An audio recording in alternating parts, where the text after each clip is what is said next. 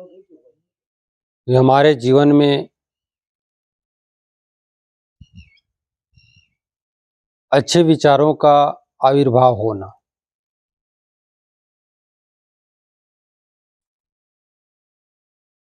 आंगन कहिए अंतःकरण। अंतःकरण जब भी पवित्र होता है जब गुरुजनों की कृपा होती। कृपा में ज्ञान, गुरु का ज्ञान प्राप्त होता है तो हमारे अंदर जो अज्ञानता के अंधकार है वो दूर हो जाता है। अनंतों जन्मों का कुसंस्कार का पर्दा है वो दूर हो जाता है, हट जाता है, फिर अंतःकरण पवित्र हो जाता है। अंतःकरण पवित्र होने से ही हम अपने जीवन में अच्छे काम करते हैं और अच्छे काम का फल अच्छा ही होता है। जब तक अंतःकरण पवित्र नहीं होगा तब तक हम अच्छा काम नहीं कर सकते। अर्थात परमार्थ में पुरुषार्थ, सत्संग, भजन, जीवन कल्याण के काम नहीं हो पाता है। तो गुरुजन की कृपा से हम इन सब बातों को अच्छी तरह से समझते हैं और उनके बताए हुए मार्ग में हम चल पाते हैं। तो आइए सत्संग की कड़ी को आगे बढ़ाते हुए हमारे बीच गौरव साहब भी विराजमान हैं। साहब से निवेदन कि आप भी हम सबको अपने सुंदर विचारों से 10 मिनट हमारे जीवन को कृतार्थ करने की कृपा करेंगे। बोलिए श्री सद्गुरुदेव की जय।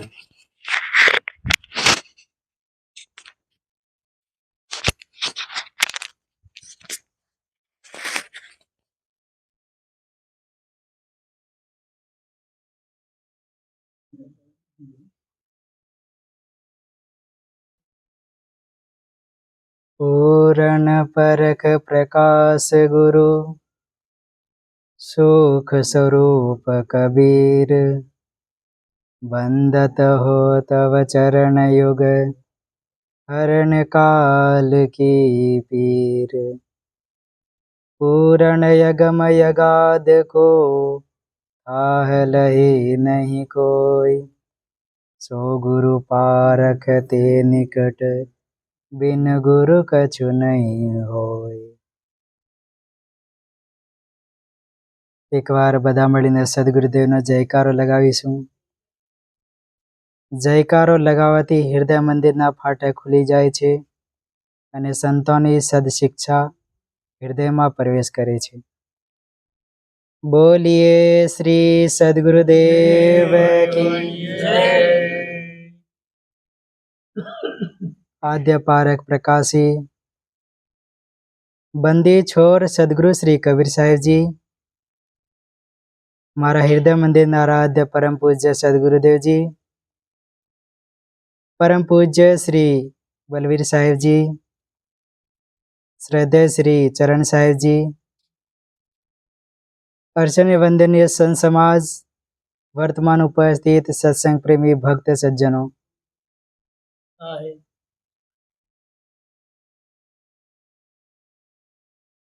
सदगुरु श्री कबीर साहेब जी नु मूल ग्रंथ એટલે કે મૌલિક ગ્રંથ સદગ્રંથ બીજક છે।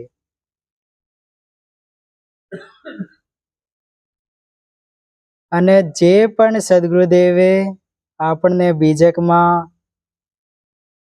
રમેણી શબ્દ સાખી આ વિષયમાં બતાવ્યો તે નિષ્પક્ષ વિચાર કરીને બતાવ્યો। આ સંસારમાં સદગુરુ શ્રી કબીર સાહેબજીએ જોયું જે કોઈ મનુષ્ય હોય, સ્ત્રી હોય, પુરુષ હોય, योगी जपी तपी सन्यासी, 4 वेद, 6 शास्त्र, 18 पुराण, 108 स्मृतियाँ, आना जानकार आना ज्ञाता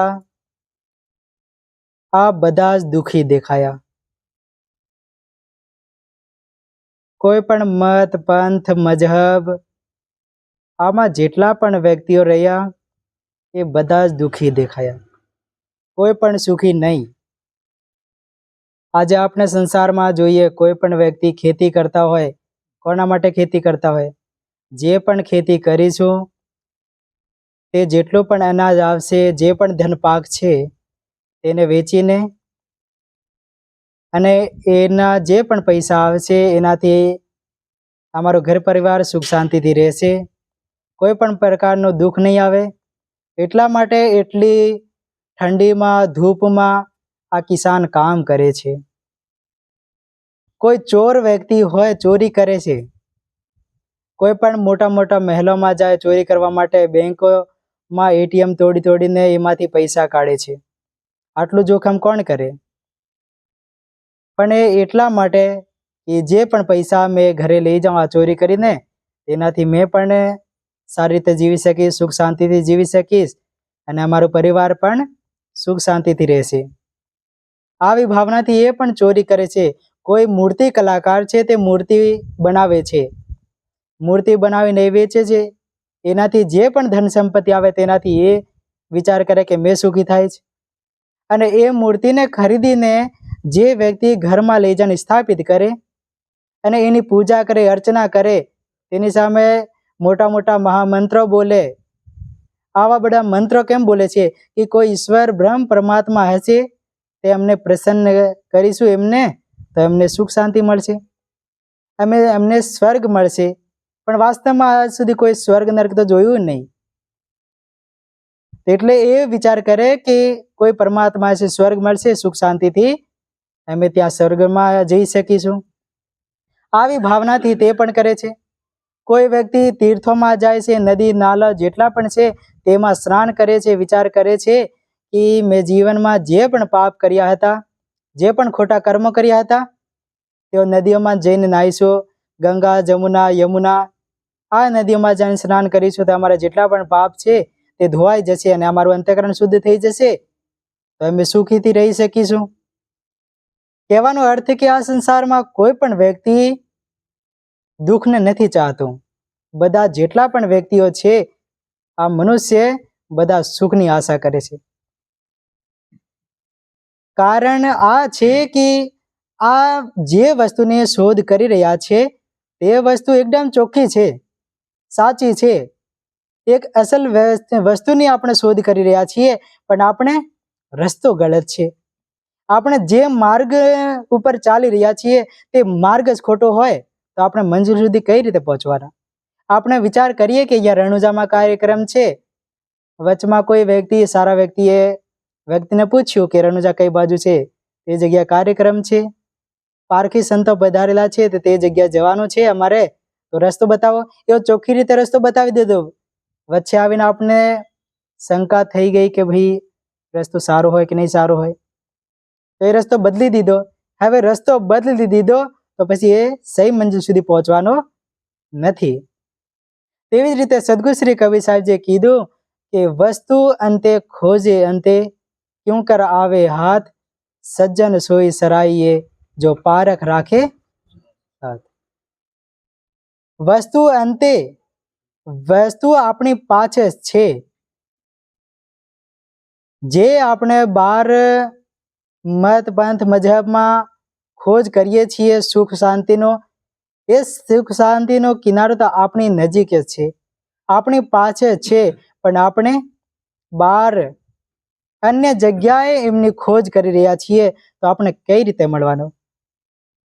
જે વસ્તુ આપણે બહાર ખોજીએ છીએ તે તો માત્ર કલ્પનાઓ હોય છે અથવા ભૌતિક વસ્તુઓ હોય છે. જે કલ્પનારૂપ વસ્તુઓ છે તે આપણે પ્રાપ્ત થવાની નથી, કારણ કે આપણે જે કલ્પનાઓ છે તે તો હૃદયથી ઉત્પન્ન થઈ છે, મનથી ઉત્પન્ન થઈ છે, અને એ કલ્પનાઓમાં આપણે પોતે ફસાયેલા છીએ. એનાથી આપણે કઈ સુખ શાંતિ મળવાની નથી. ઘણા બધા શું કહે છે કે જે તમે બહાર ખોજો છો તે જ તમારી અંદર છે. બહાર આપણે કોની ખોજ કરીએ છીએ? બહાર આપણે કોઈ પરમાત્માની ખોજ કરીએ, હે ને? કોઈ પરમાત્મા હશે તેની આપણે ખોજ કરીએ, પણ એ પરમાત્મા તો છે નહીં, તો પછી એ પરમાત્મા ઘટમાં કઈ રીતે હોઈ શકે?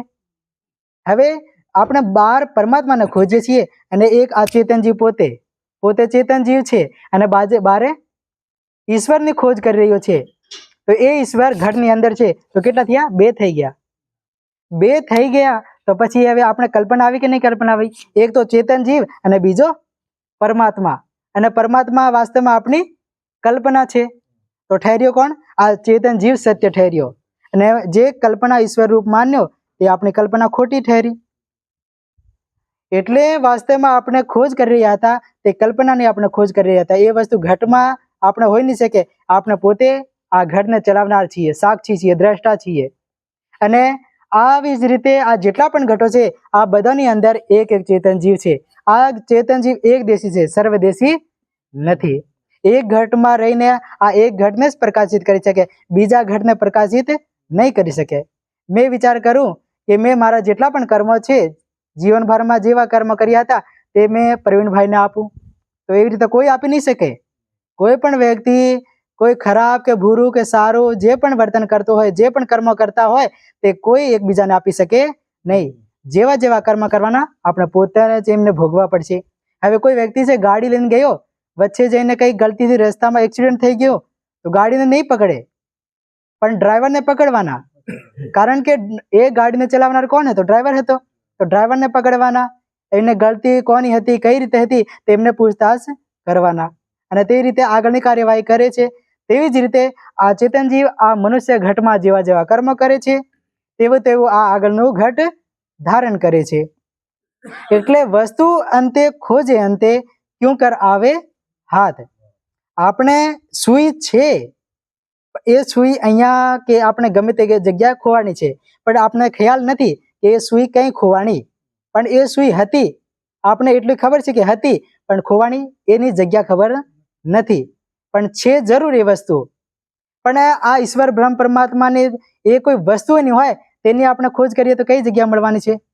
તેની કોઈ જગ્યા આપણે ખબર નહીં. અને એ વસ્તુને જે નિરૂપણ કર્યો, ચિત્ત મન બુદ્ધિ વાણીથી પરે બતાવી દીધો, અને પ્રણવરૂપ બ્રહ્મ માન્યો છે.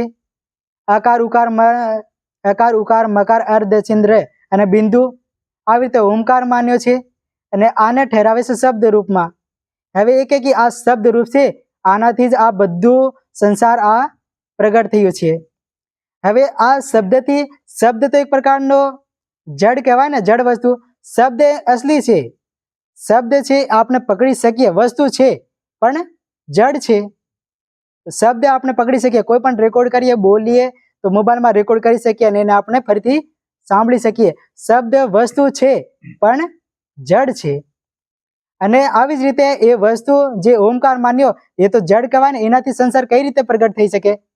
કોઈ પણ વસ્તુથી એ આપણે શબ્દ રૂપ જે ઓમકાર છે તેને આપણે સ્લેટમાં લખી અને તેને મિટાવી પણ શકીએ.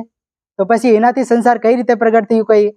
કોઈ પણ કોઈની પાસે આનો પ્રત્યક્ષ પ્રમાણ નથી. માત્ર અને માત્ર આ સંસાર આખું કલ્પનામાં જાય છે.